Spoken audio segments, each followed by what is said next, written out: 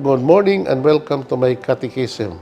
I am your talk show host, Father Lucas Inoc, and again with me is my co-host, Brad Adam Ampier, the President of the Catholic Faith Defenders in the Archdiocese of Cebu.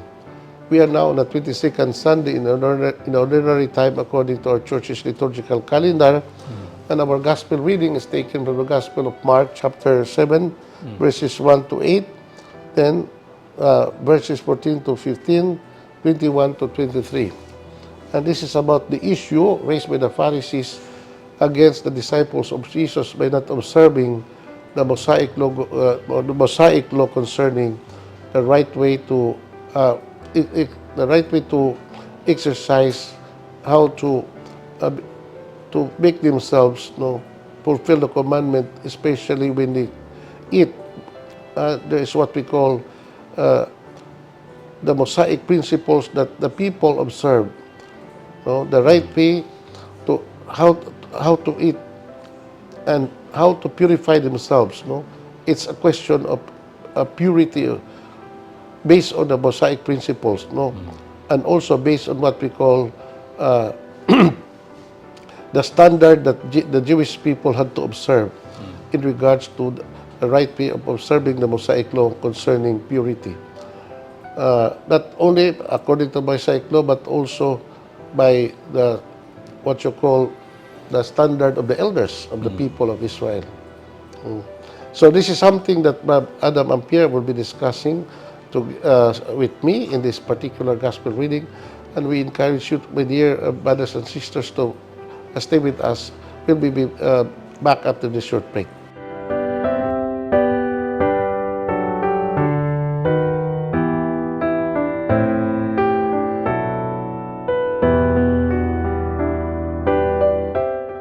Good morning, Brad Adam. Good morning sa itong mga viewers. Good morning, Father. O sa tanan itong mga viewers. Karon, Brad, kanang September 1 na taron. Yeah. So we are now in the Bar month. First day. Yeah. So, pagdali yun sa dagat sa panahon, kay we talk about Bear months, our minds will be focusing on the Christmas event, or the Christmas season. O nag-iingon nga kining Pilipinas, Brad, has the longest Christmas celebration in the whole world. Yeah. So, beginning from the month of September up to the month of January. Mao na nga itong pagsaulog sa Pasko. So, I think, that's something positive. Although there are people, tanaw niya na in a negative sense, Pero para nako, personal, Brad, there's nothing wrong with that, Na magbaton tawag na ginawag o ganang eagerly expecting the celebration of the birth of our Lord. Kay nagutay expected mood, Brad, ba? Kuan ba, naka-strengthen na sa atong quality, sa atong pagsaulog sa Pasko. Kanang wa kay expectation. Sa ulo ka, ang Pasko, mura lang ordinary event, kanang the expected mood for the event that we have to celebrate, and that is the birth of our Lord. So, mo na, Brad, nga, kining atong pagsaulog sa Pasko, Brad, is not just a religious event that we always celebrate, But here in the Philippines, this is more not just a spiritual event, but more of a cultural, na part of our cultural tradition sa atong katawhan as a people. And this make us known throughout the world. Also nato pag express ang atong pagtuo, our religiosity, our Catholicity, and our Christianity in regards to the practice of what we call the traditions connected to our Christian faith, notably Christmas, Easter, and major feasts like the feast of our patron saints in our parishes and even in our barangays. Tinod na kay you just imagine our God, Our God Himself ngan higit sa kalibutan to fulfill the promise according to Isaiah chapter 7 verse 14 nga Ginoo gid mismo naghatag og timaan nga ang Dios mo nganhi pinagi sa babae nga ulay. And katumanan gyud na padre ang kanang gi-celebrate sa mga Kristiyanos, labi na sa mga Katoliko, Father, about this nativity. December 25, mao man ginapad pero mao lagi taas kayo ang holiday sana. Well, it's okay kayo kay ang daghan mura na himo ning cultural padre sa kuan sa ato mga Pilipino, and then at that very time bisan gani ang tagagawas Father manguli because of this kuan. But before that, Brad, no, kay di mata September 1 na takanong adlaw, no, the 22nd Sunday of our liturgical year. Yeah. Buan kining di ba dugay, Brad, no? September 8 would be the feast, not just an ordinary feast, but a very solemn feast that we have to celebrate because that's the birth of Mama Mary. So, daghan kitag mga, I think that's another celebration, no? Daghan panahon sa September, no? The feast of the exaltation of the Holy Cross, no? And so many other feasts, no? In honoring saints and angels. No? Now, karon Brad, kining atong hangyon itong mga tao nga nagampo ta for the peace of the whole world. Also, for the peace in the South China Sea. No? Mura nagkagrabe ang tension na to. Adi na tabo, escalate na ang maong mga tension. You know, Brad, ang atong focus is the war in Ukraine, the war in the Middle East, but there are also wars, no? All over the world, especially in Africa. So, daghan yung mga conflicts sa tibuok kalibutan, Brad. No? That's why we need more prayers and sacrifices for God to intervene so that there would be peace in the whole world. Ano man, Brad, kay kinigong solutions, kalina, Brad, as a solution sa kagubot sa kalibutan, mag-iiskot tag kalinaw, Brad, no? Di maginimahimos tao. No? Nga naman, because, but I give you peace which the world cannot give. So, the real peace is the peace that Jesus gives, no? The world cannot give peace because what the world gives, no, is something of trouble. No? Kaya nga naman, we are living in a very troubled world. We are living in a sinful world. And for the world to have peace, let the Lord intervene so that mahitabog yun ang tawag na itong matuod nga kalinaw. Nagikan mismo sa itong Ginoo. So, mo na nga, pray. And that's what the Blessed Mother is always insisting that for the world to have peace, one must be converted to the Lord, to His Son Jesus, do some kind of preparation and pray. No, for us Catholics, we're encouraged to pray the Rosary every day. Amen. So, mga Brad, ang atong pahinumdos ng mga tao. But by the way, before we start, I would like to announce that this coming October 15 to 19, there would be a big event in the whole Archdiocese of Cebu. Practically, it's not the whole Archdiocese, but the whole Philippines, because we'll be hosting the 5th Asian Apostolic Congress on Mercy, now here in Cebu at AEC Pavilion. Now, being the spiritual director of Divine Mercy in the whole Archdiocese, akong i-announce di ba katawhan nga doon na kita'y dakong bitaw na international event related to the Divine Mercy Devotion, Asian Apostolic Congress of Mercy. So it's a gathering of priests, bishops, and lay faithful, no? Ninang upat ka adlaw pagsugod sa October 14 na the opening mass or the paghimuon dito sa Basilica del Santo Niño with Archbishop Brown, the Apostolic Nuncio of the Philippines, will be presiding.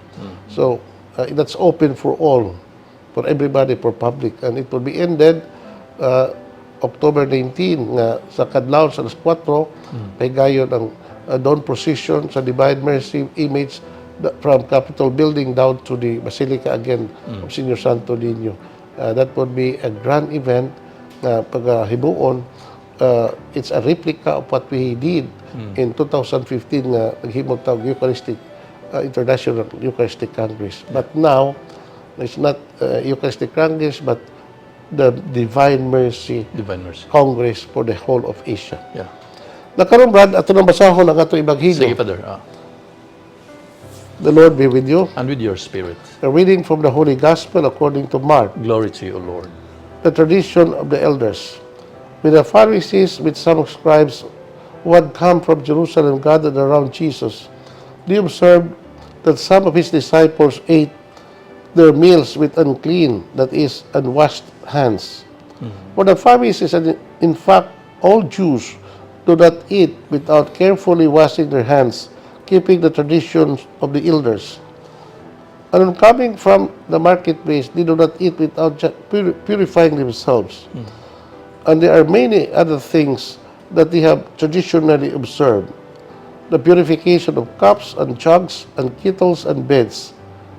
So, the Pharisees and scribes questioned him, "Why do your disciples not follow the traditions of the elders, but instead eat a meal with unclean hands?" Jesus replied, "Well, did Isaiah prophesy about you hypocrites, as it is written, 'These people honors me with their lips, but their hearts are far from me. In vain do they worship me, teaching as doctrines human precepts. You disregard God's commandments, but cling to the human tradition.'" He summoned the crowd again and said to them, "Hear me, all of you, and understand. Nothing that enters one from outside can defile that person, but the things that come out from within are what make the person defiled. From within people, from their hearts, come evil thoughts, unchastity, theft, murder, adultery, greed, malice, deceit, licentiousness, envy, blasphemy, arrogance, folly. All these evils come from within, and they make man defile.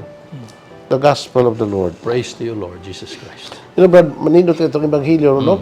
Kaya nag-isgot ni may tungod sa kanang itawag o purification. How should a man be purified so that he would be what we call pleasing to God? Remember, Brad, no? There is that great principle even in the Old Testament that Jesus said, "You must be pure. You must be pure.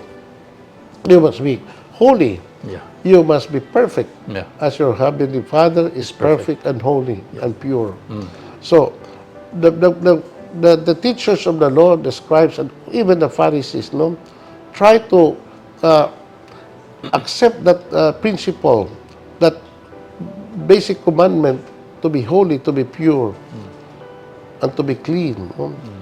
To the letter. That's why, in order to make that principle realized in one's life, they what you call the Mosaic, we call it the Mosaic law, no?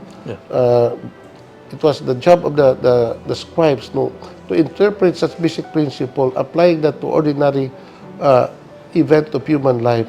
Ano ba mahimo siyang pure or holy or hinlo or malinis.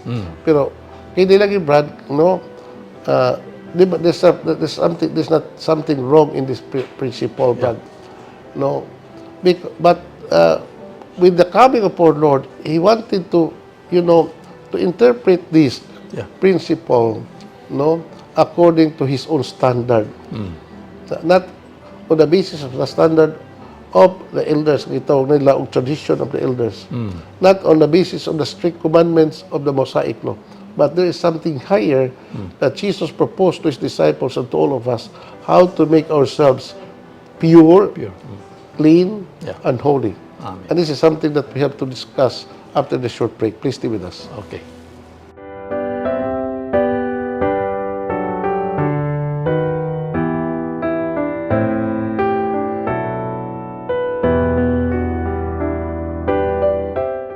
Thank you for staying with us. Bonnie Brad, atong discussion, no? Yeah. So, gingon man in verse 1, chapter 7 of Mark's Gospel. With the Pharisees, with some scribes who had come from Jerusalem gathered around Jesus. Possibly, Brad, no? The place where this event took place was in Galilee. Yeah. Or perhaps it was in Capernaum or somewhere else in Galilee. They observed that some of His disciples ate their meals with unclean, that is, unwashed hands. For the Pharisees, and in fact all Jews, do not eat without carefully washing their hands, keeping the tradition of the elders. and on coming from the marketplace, they do not eat without purifying themselves. And there were many other things that they had traditionally observed, the purification of cups and jugs and kettles and beds. Nano man ni Brad, ng nani man. Nani mag yun, no? Aron for the benefit of our viewers, no? Kining yung mga Hudiyo, Brad, particularly na sila silang kaugalingon to keep themselves clean. Yeah. But their understanding of being clean or pure, no, is something na gisaway itong Ginoo. Tinoo ba na, Brad, nga they have to be clean, to be pure. That is why these people love to what we call undergo the rite of cleansing, the rite of washing of hands and feet, and even the whole body, Brad, to keep themselves clean. Yeah. Na unsa bang mataga sa kahilimpyo ang ilang ipaabot, no? Kalimpyo sa ilang lawas externally, no?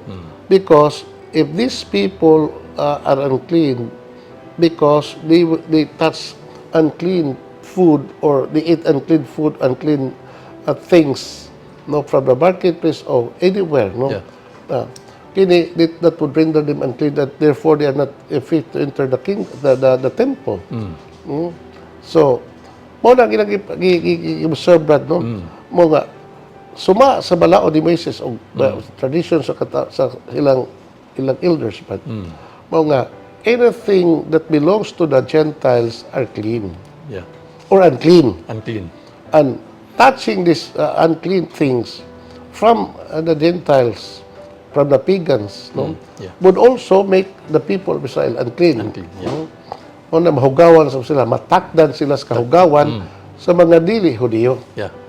Mo na nga, in order to make themselves clean, for example, ato sila marketplace or ato sila lugar nga lugar sa mga hintil. But chances are nga kada sila, Brad, mataptan. Man-clean po na sila.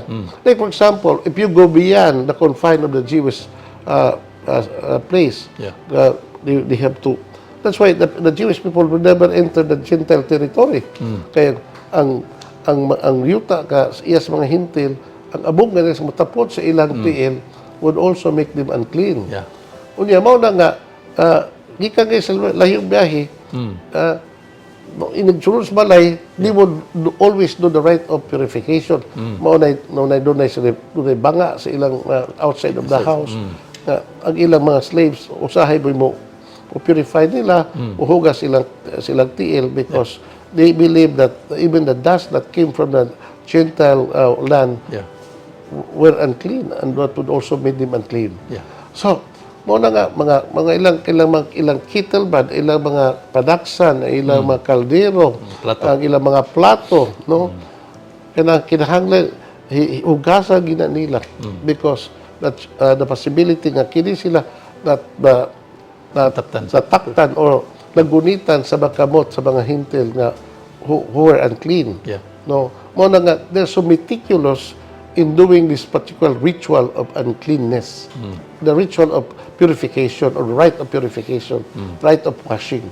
Mo na nga they have to eat, they have to purify themselves, they have to wash their hands before they eat their meals. Mo lang kita, okay man na, Brad, no? Para sa Ginoo, pero siya not to abolish the law of Moses, no, not to abolish the law of purification, pero he tried to correct that notion of purification based on the mere observance of the law according to what is being prescribed by the Mosaic law and the elder and the traditions of the elders. Mo na mingon tong Ginoo. Well, did Isaiah prophesy about you hypocrites? Maayo gyud na pagkatuman ang panagda ni propeta Isaiah kadinyo nga mga hypocrites, mga tigpakaroning. So, kini mga Parisiyo bang tutunos balaod, Brad? Although they were being admired and honored by the people of Israel because they were what we call the religious leaders of the people of Israel. Pero wag gid makapasar sa atong Ginoo ang ilang pagkabatarok, ang ilang holiness. Because they are only good at external.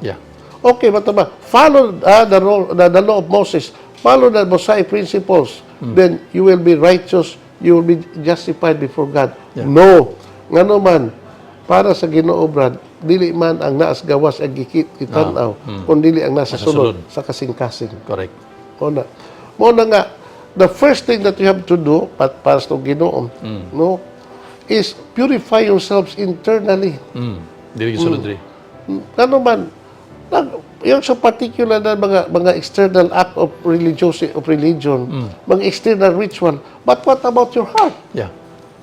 Muna bitong San Mateo nag-ingon, Ebanghelyo sa Mateo, Kapitulo 5, versikulo 7, ingon to Ginoo, no? Blessed are the pure of hearts, for they shall see God. Na ikaw,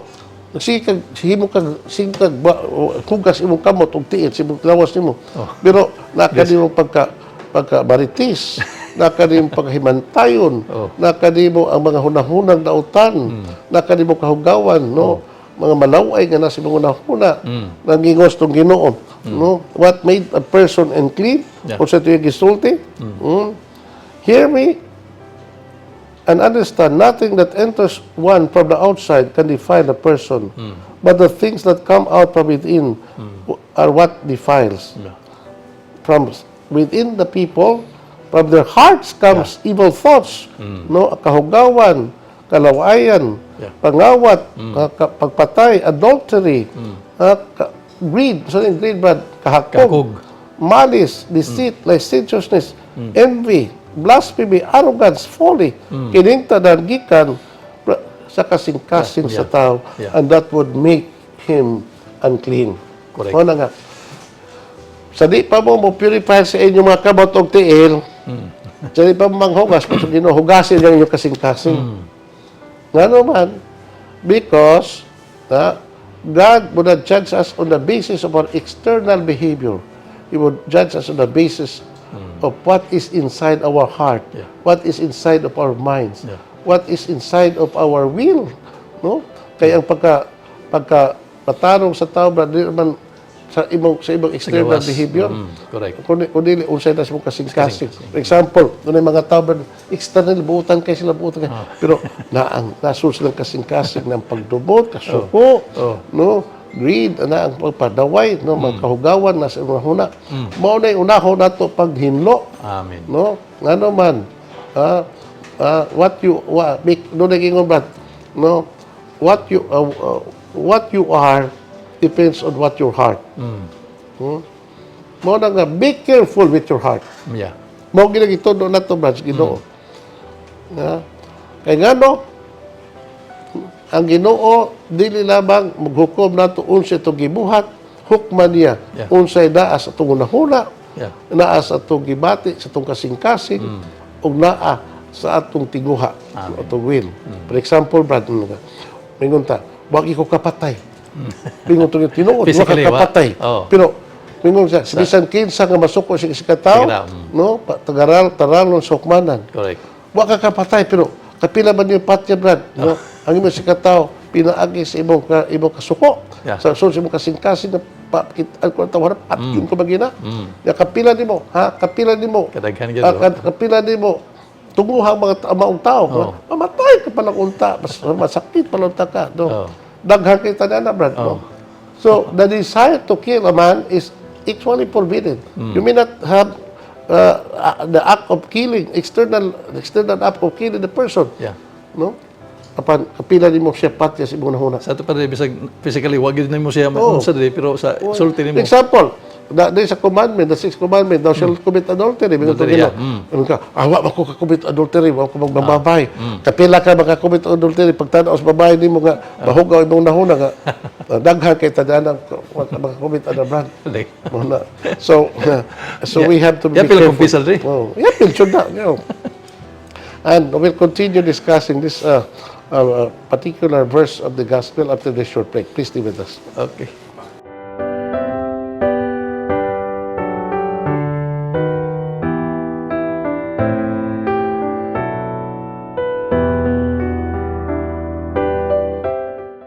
Thank you for staying with us. Brad Adam, before I continue with our reflection, mas maitang na, How would you react on this gospel reading based on the minds of a lay?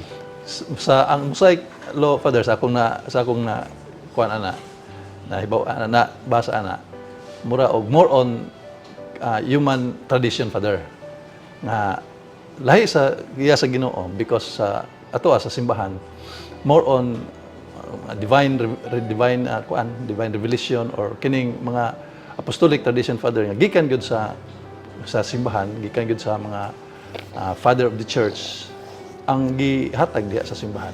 Kay kanang mga pagtulon-an, Father, nga iya sa simbahan gikan sa mga gikan sa panahon sa tong Ginoo nga wa mahisuwat diha sa balaang kasulatan. Tawag man siya og divine tradition and apostolic tradition, Father. Pero sa akong na ibaw aning kuan karon gospel, more on kuan, Father, more on human tradition. Kay kanang external part lang nga murag ilang gitan-aw, Father, mo ilang gipakadak-an. Pero sa atong Ginoong Kristo, more on diri sa sulod sa atong kasing-kasing. Kay gisigutan mo guna ni kuan diha sa First King chapter 8 verse 39, kamo mga tao nagtan-aw ra gyud mo sa gawas sa tao, nagkakita mo sa gawas sa tao, pero ako, I am the Lord thy God nga nahibaw diha sa unahon o sa kasing-kasing sa tao. So diri gyud sa baong tugon, Father, kay Jesus Christ, diha siya iyang gipakadak-an ang unsa na adres sa atong sulod. Kay kining sa gawas, Father, external, murag mao na basic na sa mga Hudiyo nga more on human tradition. So mana nga diha simbahan, Father, kuan lang kita na ay tuman lang kita, mutuo lang kita tungod kay that is all divine and apostolic tradition o ecclesiastical tradition. Lahi sa mga Hudiyo, Father, nga more on human tradition. Kay murag manner naman ila, Father, kana maglimpyo sa plato, sa kamot, diya sa kuan nya diri day sa sulod sa kasing-kasing naa ang mga kahugawan, no? Nga suma sa gisgutan diya sa gospel nato karon. You know, Brad, ang ipakadak-an gis Ginoo sa ebanghelyo karon, Brad. Kay ang issue ni ato ebanghelyo karon mao man nga how to make a man pure and clean, or righteous before God. So para sa mga Hudiyo lagi, sa ko lang i-emphasize, no, based on the gospel reading nato karong Domingguha nga, for one to be pure, no, they must follow and observe the commandments of the law. Again, which law? No?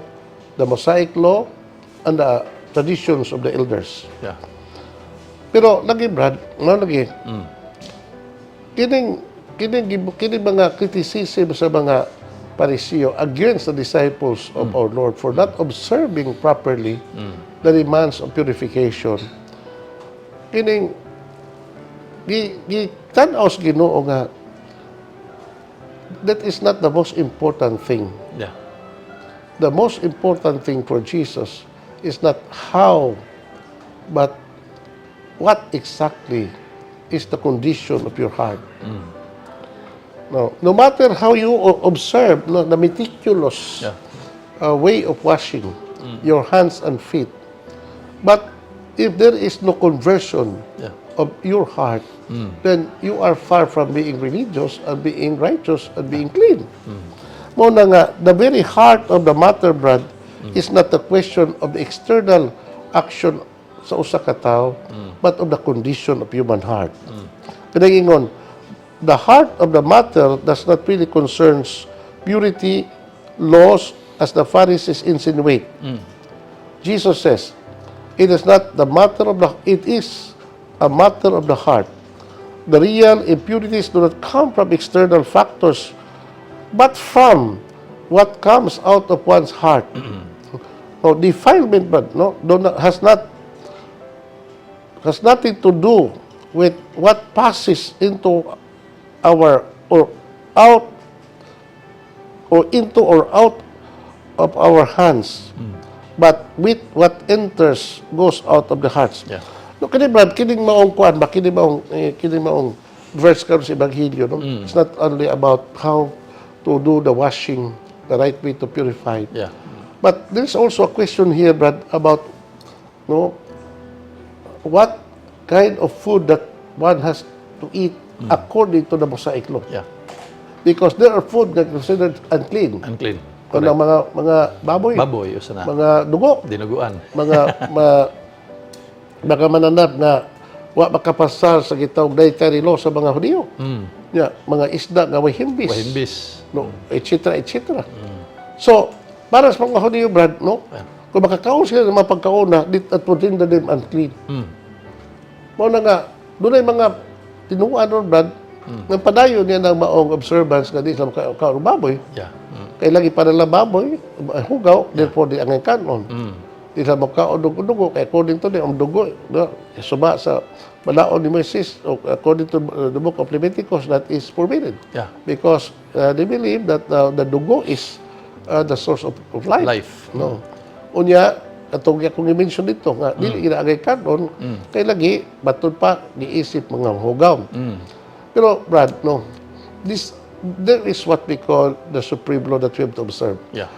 Everything that God created, Brad, we're all good. He did not create something evil or something impure. Correct. So, we go back to the type of creation. No? Yeah. So, God created everything. Yeah. He created the heavens and the earth. The earth. He created the mountains, the seas, and the rivers, Yeah. the plants and animals. No, all the animals of the land, all the birds of the air, and all the fish of the sea. He created them all, and God Good. saw everything, and it was good. Yeah. Correct. So, wag may God. God created this thing to be impure. Yeah. So, gano'n doon naman nahimo naman silang impure. Kaya mga baboy, mga isda nga, the original intention sa Ginoo pag-create ng mga tubig. Puros man maayo. Maayo man. Correct. So, that is what we call the wrong interpretation by the Pharisees and the elders of the people. No? Too much nilang emphasis on the law of purity. It led them to commit error. No. Now, mo na nga, miyan itong Ginoo, anong iya koreksyonan kinitanan? Di ba ni? Miyan itong Ginoo. That is not the original intention of Correct. God. No? For example, kanang issue of divorce, man. Original, Ginoo, hindi ba manas Ginoo? Wala gyud, oh. Pero ganun na divorce, kaya itong Ginoo, kahit mo ko. Pero, gibalik na sa Ginoo. Now, what God has joined together, let no man Put it separate. asunder. Okay. Balik tayo din dietary law, gihigutan din. Nothing, matubas to Ginoo, that is the principle of Jesus. Yeah. Nothing that enters into the man can make him impure Yeah. or unclean. But that which comes out of the man. Amen. Kaya sa katubugawas yung kasing-kasing, Kasing. mao kaday makahimo niya mahugaw. Liborits to Ginoo sa to mga unahuna, mga pagbati, o mga buhat, nagikan sa kailanman sa tao, Yeah. and that would make him impure or Yeah. unclean. So, mao ni Brad nga, we are no longer under the Mosaic law. Yeah. We are under the law of Christ. Amen. And the law of Christ is the law of grace. Yeah. The law of freedom according to St. Paul. Yeah. So, kanang mga pagkaon nga nitugod as tong Ginoo, ato nang dawaton. Dawaton. Correct. Because mao man na, no? Ug dunay mga tao nga mo-insist sila on fulfilling the commandment of the old law, papadayon na po. No? Kadami mga tao mo-criticize nato nga Correct. wa matabang subay sa balaod, no? Sa Biblia kay dili man as Biblia. Pero lagi they always quoted the books of the Old Testament, but they would never quote something in the New Testament which Jesus allows us to take or to eat this this food. That in fact in Gospel of Matthew nagingon ang tanang pagkaon pwede nang the Gospel of Mark. Ang tanang pagkaon pwede nang ipakaon. Correct. Anyway. So, the issue again, let's go back to the issue. No? How to make ourselves pure, clean, and holy. I always emphasize this. I have to repeat this once and for all. Nga, ang atong pagkabahugaw, wa na sa unsay daas kung gawas. Ang matuod ng pagkahugaw, no, is in the heart, is in the soul of the person. Amen. Not in the body. Not in the body. No? Kaya kaya itong lawas, mahugaw magiging itong lawas ba? Pero, ang pagkabahugaw sa lawas, di kini makapa-affect sa kahugaw kung kalam. Amen. No? Yeah, you may be, mahugaw magitas.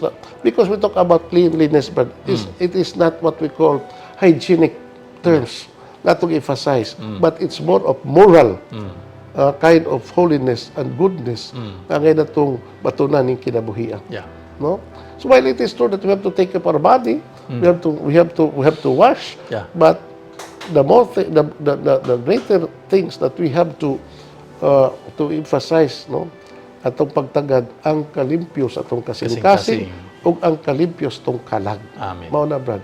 Kung ang atong kasing-kasing hunahuna ang pagbati are pure, then it follows that we are pure as a person. Amen. Oh, mao na siya, brad. That would mao na standards ng Ginoo. No? O na nga, ako nag-emphasize to mga tao ba? We can always deceive people. Ano man? We can deceive people. We can maila na itong mga tao nga buutan ta kay pasok kita mukha o abo ka mo kuan mo kasi nga mo smile kuan kay ta maghatagon ta. But unsa man na si mo hunahuna Kasing-kasing. kan Ginoo na bawaton pa in the book of Samuel do nagingon man sees the act but God sees the heart. Amen. So what about your heart? Mo nagingon, be careful with your heart. That's why as much as possible we have to clean ourselves in and out. But more so the inner recesses of the man should be pure and clean. And that would make us clean and holy. The Lord be with you. And with your spirit. Almighty God bless you, the Father, the Son, the Holy Spirit. Amen. Amen. Salamat ug may adlaw. Praise the Lord. Hallelujah.